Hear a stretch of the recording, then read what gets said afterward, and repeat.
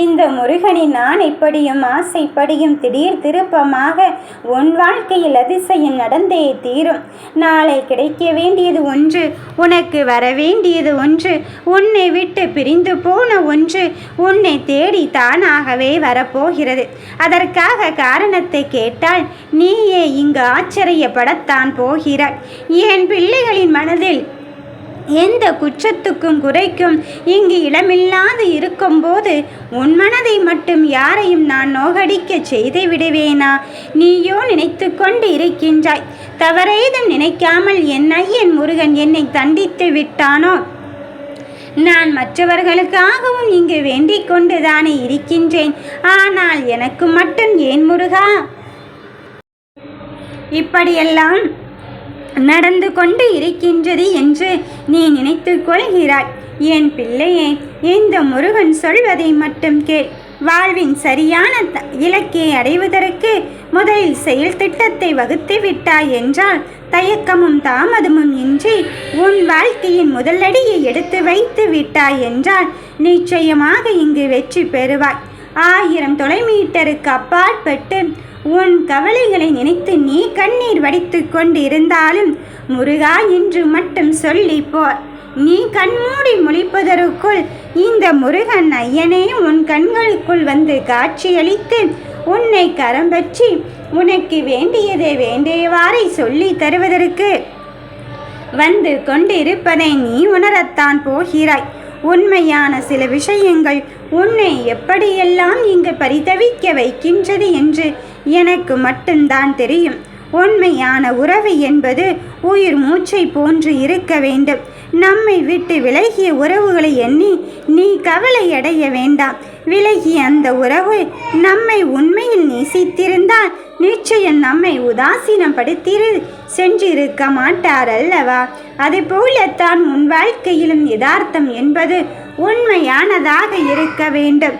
அதையெல்லாம் விட்டுவிட்டு நீ வெற்றி வாகை சூடுவதற்கும் நீ வெற்றி வாகை நேரத்தை அடைவதற்கும் இங்கு எவ்வித குழப்பம் இருந்து கொண்டிருந்தாலும் அத்தனையும் தாண்டி என் பிள்ளைகளை ஜெயிக்க வைப்பதற்கு இந்த முருகன் வந்து கொண்டு இருக்கின்றான்.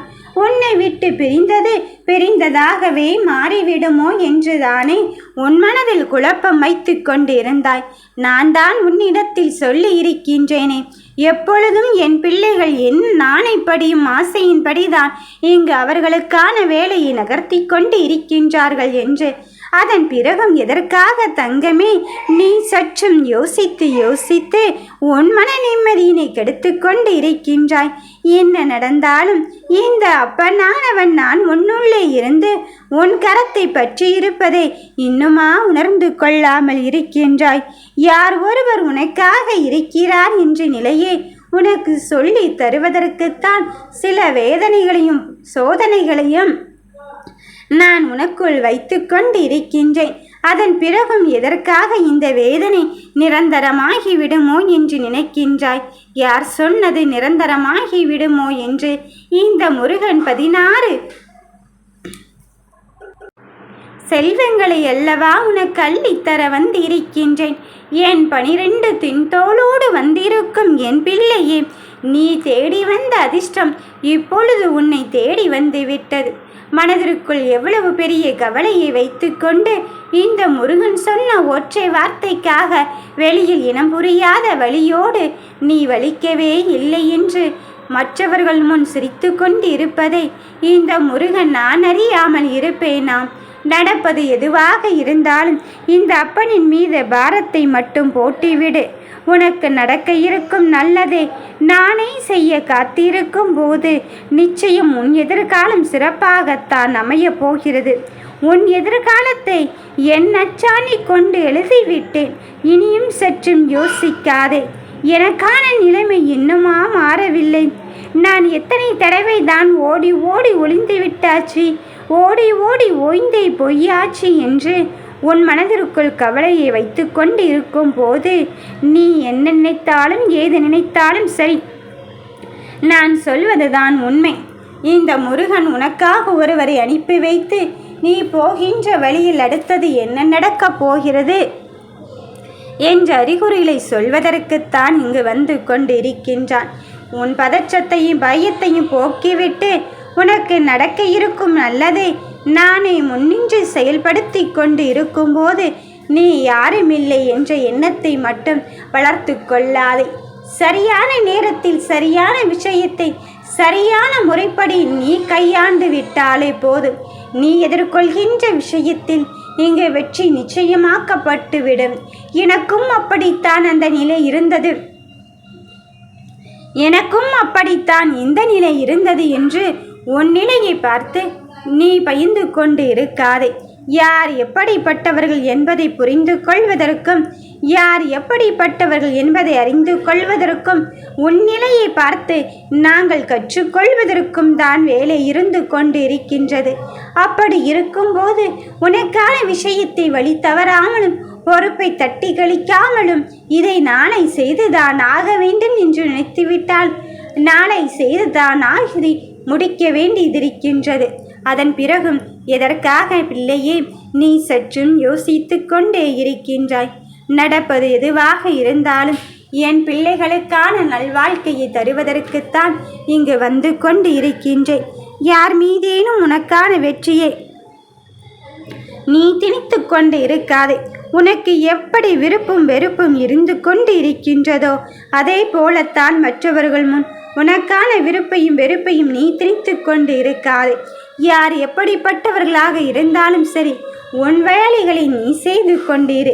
நடக்க இருக்கும் நல்லதை நானே முன்னின்று நடத்தி தருவதற்காக வந்து இருக்கும்போது என் தங்கமே, உனக்கு நல்லதை செய்வதற்கும் நல்லதை துணிச்சலோடு கரம்பற்றி கொள்வதற்கும் இங்கு வந்து கொண்டு இருக்கின்றேன். இவ்வளவுதானா வாழ்க்கை என்று எண்ணிக்கொண்டிருந்தாய்? எவ்வளவாக இருந்தாலும் சரி, என் தாய்க்கு நிகராக என் தந்தைக்கு தந்தையாக என்னை என் முருகன் என்னுள் இருந்து கொண்டு இருக்கும்போது நான் எல்லாவற்றையும் இழந்தாலும் என் அப்பன் என்னிடம் வந்தால் சரிதான் என்றுதானே ஒரு முழு போராட்டத்தை கையில் எடுத்து நீ வெற்றி வாகை சூடப்போகும் நேரத்தை நெருங்கியிருக்கின்றாய். அதன் பிறகும் நீ சற்றும் யோசிக்காதே. எவ்வளவு காரியங்கள் இங்கு நடந்து கொண்டு இருந்தாலும் சரி, உனக்கு நல்லதை செய்வதற்கும் நல்லதை கொடுப்பதற்கும் இந்த அப்பன் முருகன் நான் இருந்து கொண்டு இருக்கும்போது எதற்காக தங்கமே உன் மன வருத்தம் போராட்டம் அடைந்து கொண்டு இருக்கின்றது? உண்மையான சில விஷயங்கள் போலியாக நடந்து கொண்டு இருக்கும்போது உன்னால் தாங்கிக் கொள்ள முடியாத மனவலி இருந்து கொண்டு தான் இருக்கின்றது. ஆனால் அந்த வழிகளையும் தாண்டி என் பிள்ளைகளுக்கான விஷயத்தை செய்வதிலிருந்து இந்த முருகனானவன் மட்டும் ஒரு பொழுதும் விட்டு விலகுவதே இல்லை. யார் ஒருவர் உனக்கானவராக இருக்க வேண்டும் என்று நீ நினைத்து கொண்டு இருந்தாயோ அவர் உனக்கென்று நிரந்தரமாகத்தான் போகிறார்.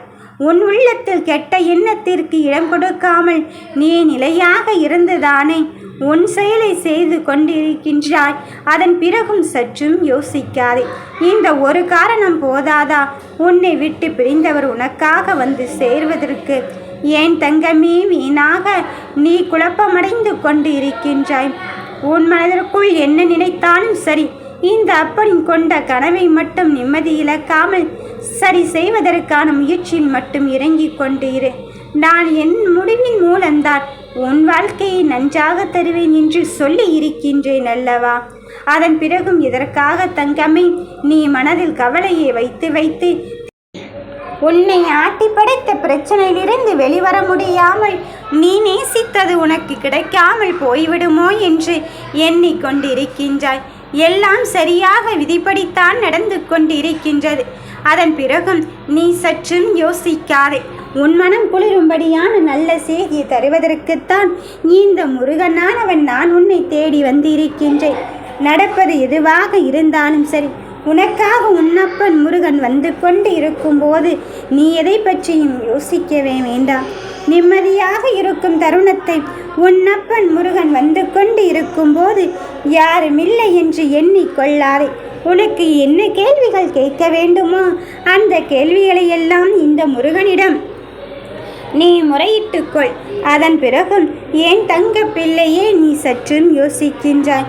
உனக்கு வேண்டிய கேள்விகளை மட்டும் பெற்றுக்கொண்டு நான் இந்த அப்பனானவன், இந்த முருகனானவன் அமைதி கொண்டு இருக்கின்றேனோ என்று எண்ண வேண்டாம். இந்த அமைதிக்கு பின்னால் நீ கேட்ட பொக்கிஷமும் உனக்காக வந்து சேரப்போகிறது. நிச்சயமாக எனக்கு நன்றி கூறுவாய். உன் பலரால் ஏக்கமல்லவா, அந்த ஏக்கத்தை தீர்த்து வைத்து உனக்கு நல்ல முடிவினை தருவதற்கு வந்திருக்கின்றேன்.